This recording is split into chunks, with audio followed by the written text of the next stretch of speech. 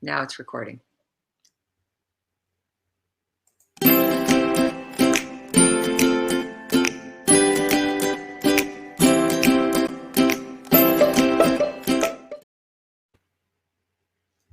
Welcome to Conversations with Karin, whereby I have weekly conversations with you regarding life and unlocking your full potential, shift, change, and grow through our conversations.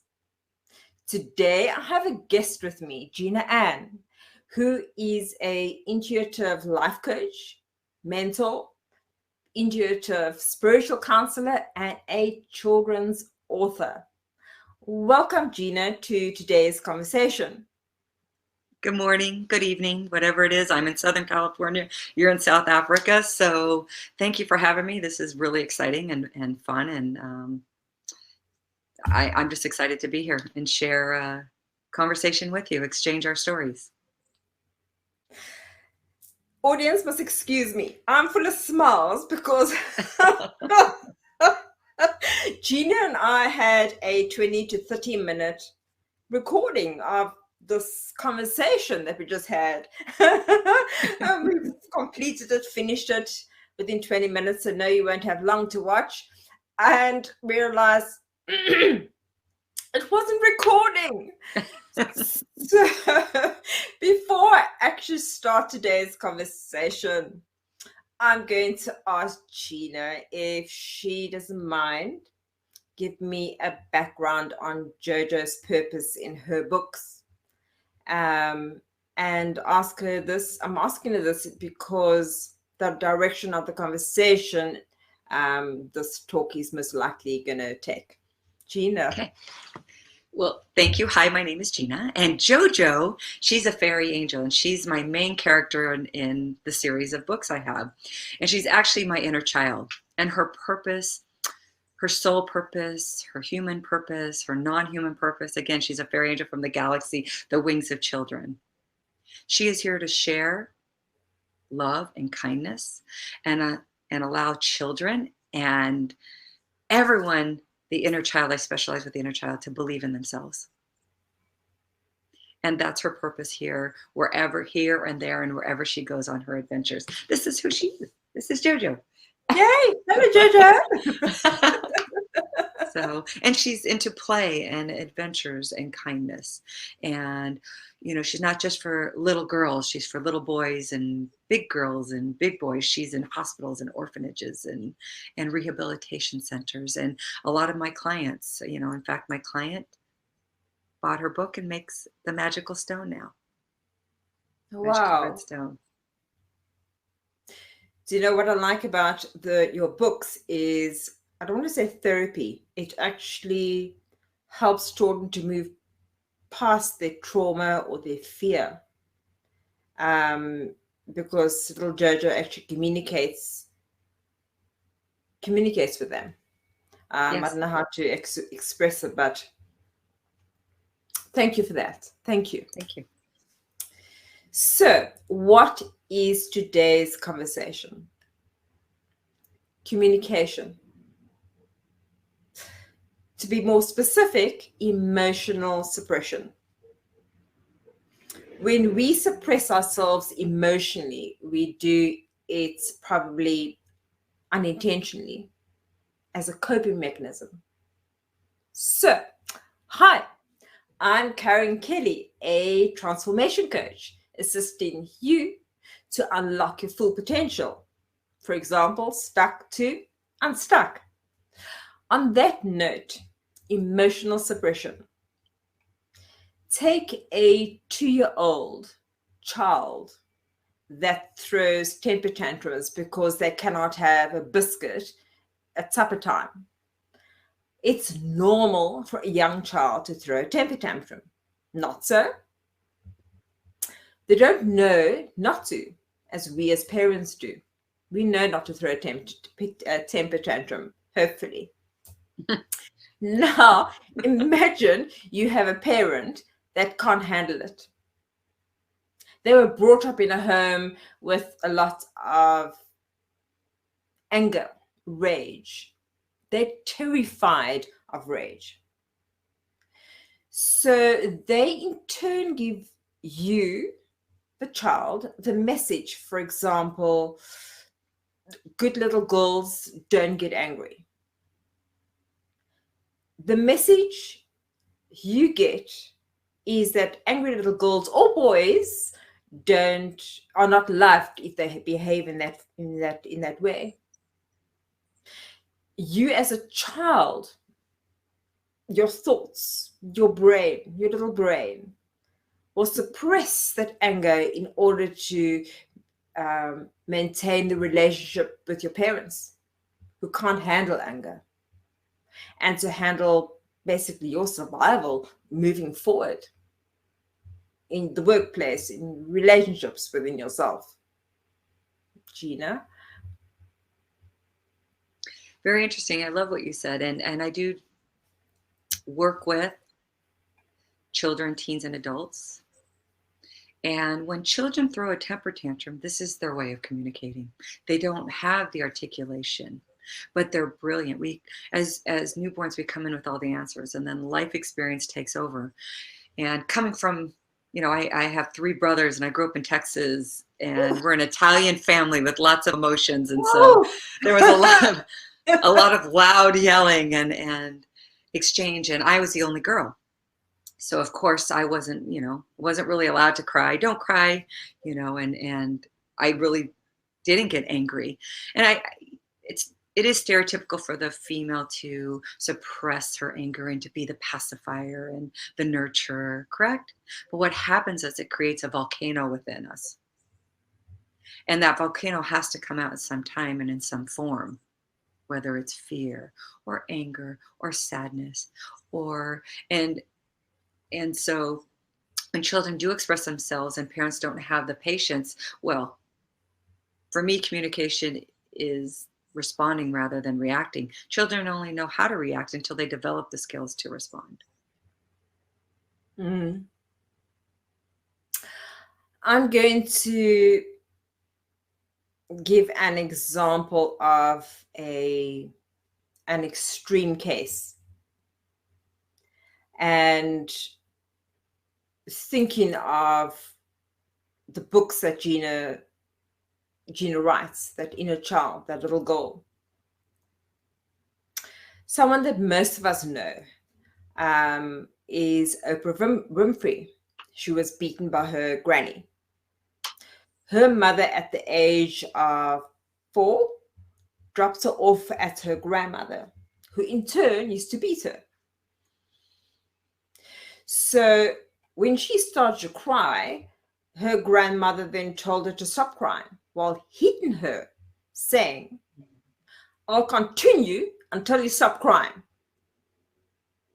So when Oprah stopped crying, she was then told to wipe that sullen look off your face. She had to act happy after getting a hiding, thus suppressing her emotions.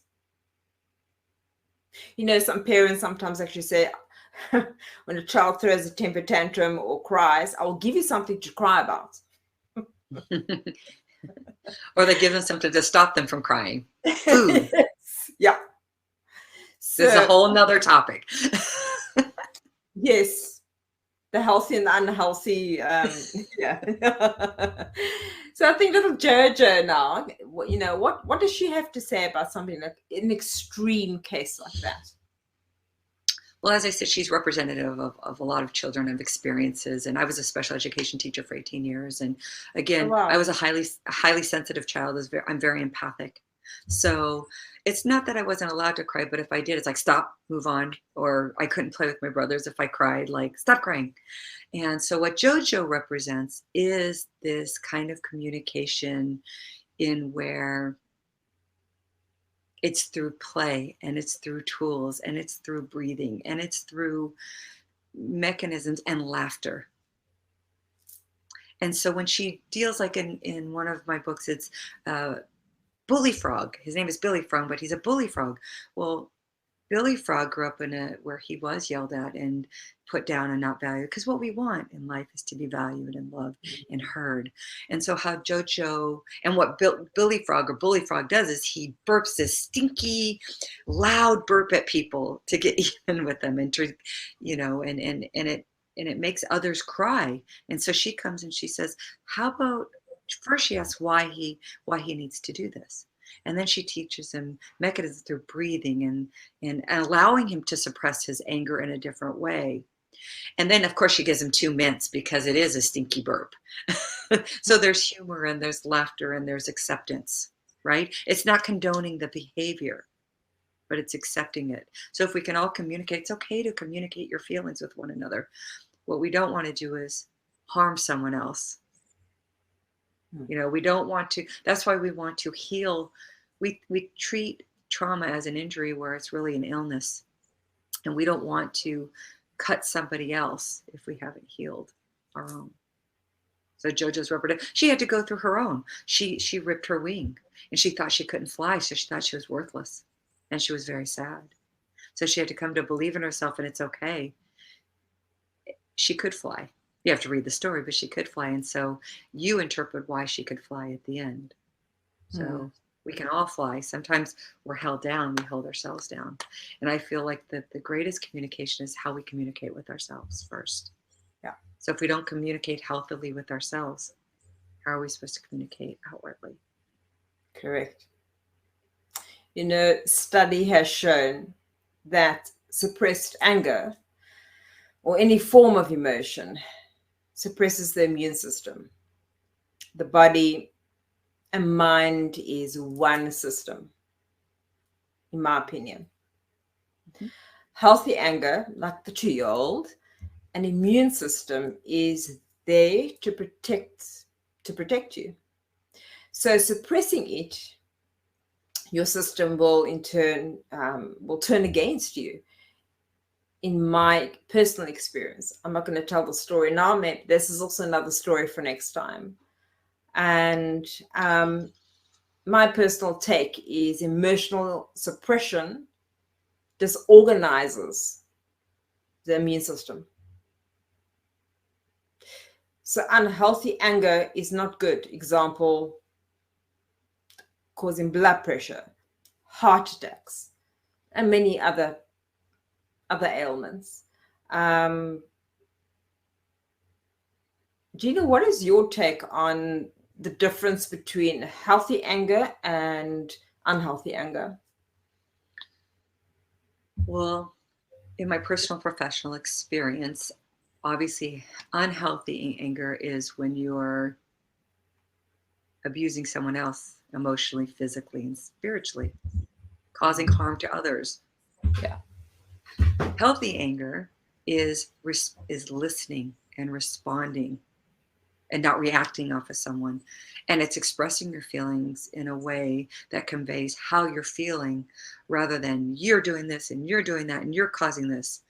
If you're triggered by it, we've got to evaluate why we're triggered. So as you and I are having a healthy conversation right now, we're exchanging. When you are speaking, I am listening and I am absorbing. And then you're allowing me to speak. We're not cutting each other off. And a lot of couples or coworkers, or my greatest teacher and my greatest creativity is my children. They've been my greatest lessons, and they still are. Yeah. So for me, that's healthy and unhealthy. Thank you. So, you mentioned about communicating with yourself. And I'd like to ask Gina and myself to impart with you one technique that you can actually possibly use about healing within your own communication. Because, for example, if you go through a few relationships in your life, just purely as an example, number one, you haven't learned the lesson, not learned your lesson, the lesson. Otherwise, you will keep repeating it until you've learned the lesson. And the lesson isn't I mustn't go after narcissists. That is not the lesson. And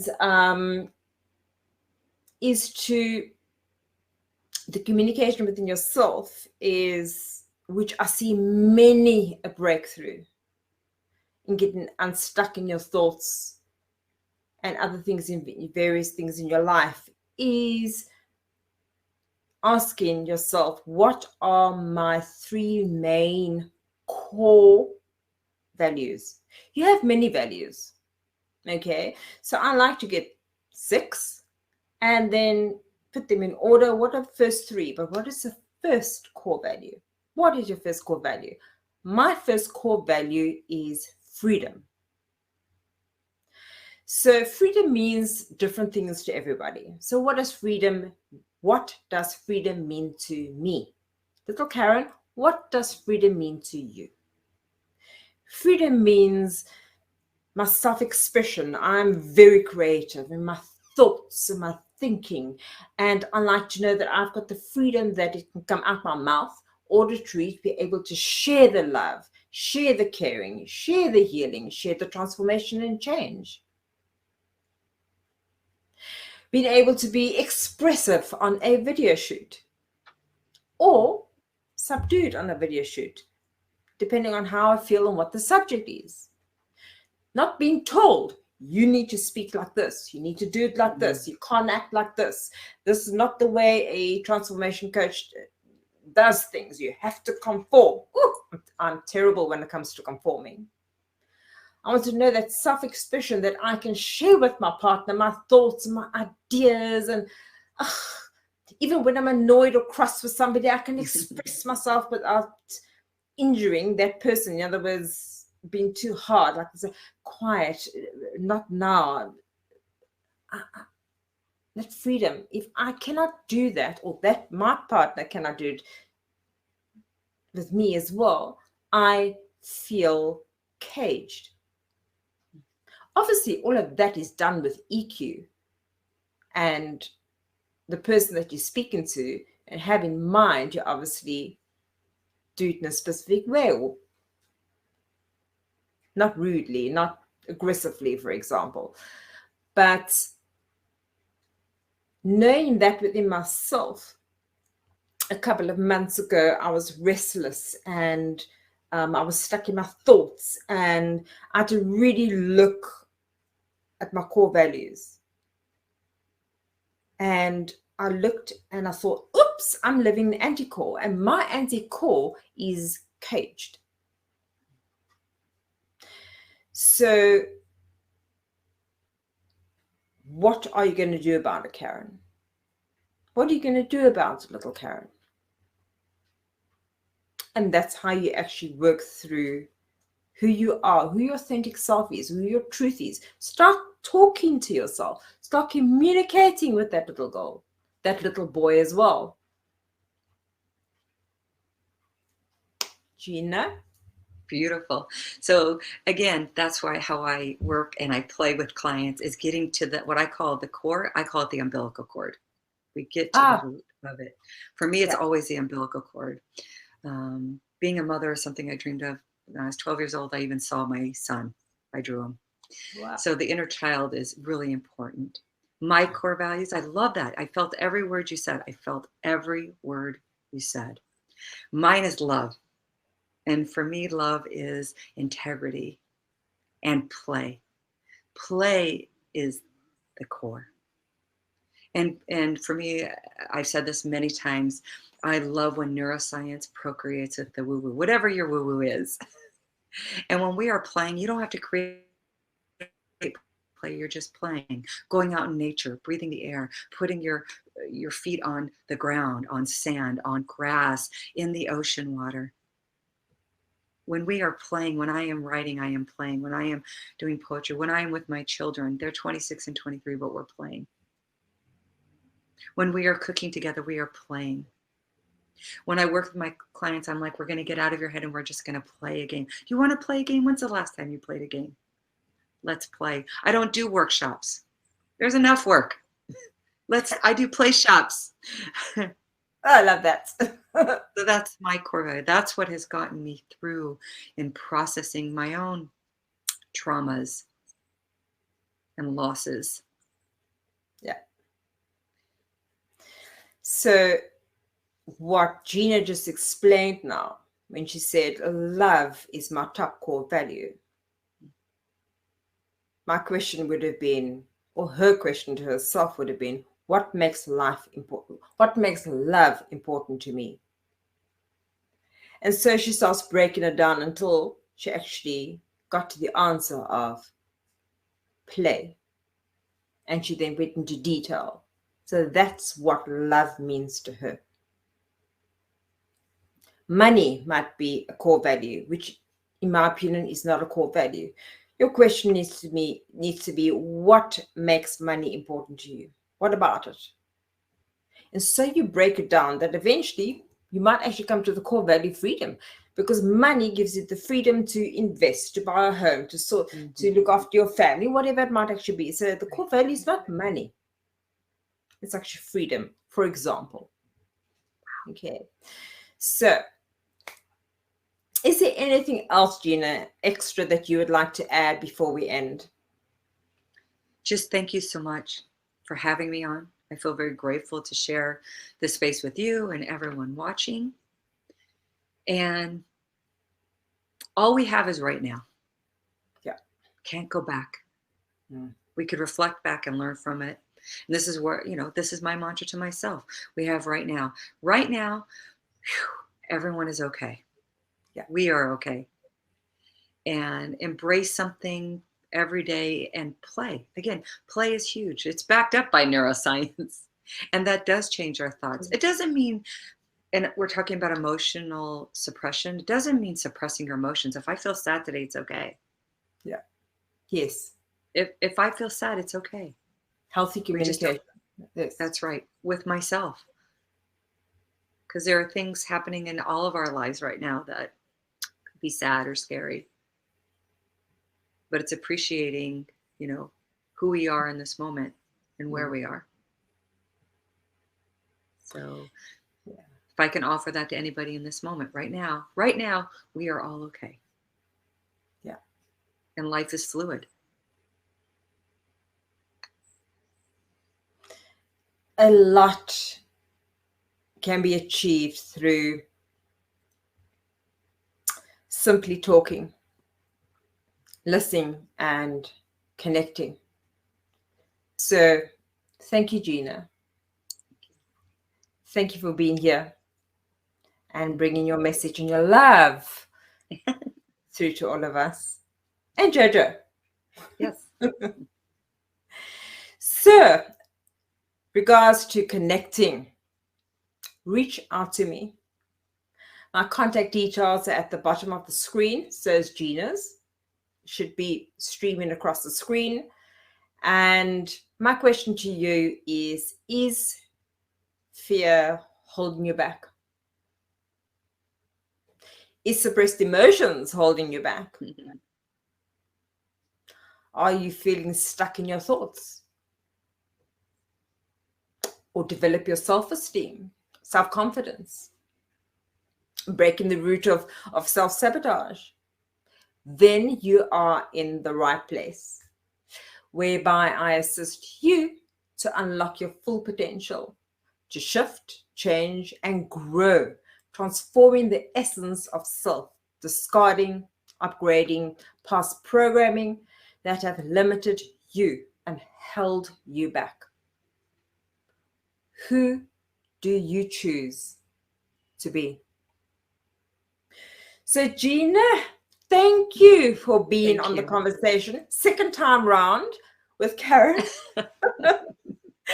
And I'd like to extend an invitation to you. Let's have more fun. Let's have more conversations. Play date, as you said, like this. That's what I said. Let's have a podcast play date. Yeah. I love it. This was fun. It went by really fast. Really fast. Even the second time around, it went by faster. Remember to hit the subscribe button if you're on YouTube, or like this video if you would like to hear future talks. and be safe and be you. Thank you.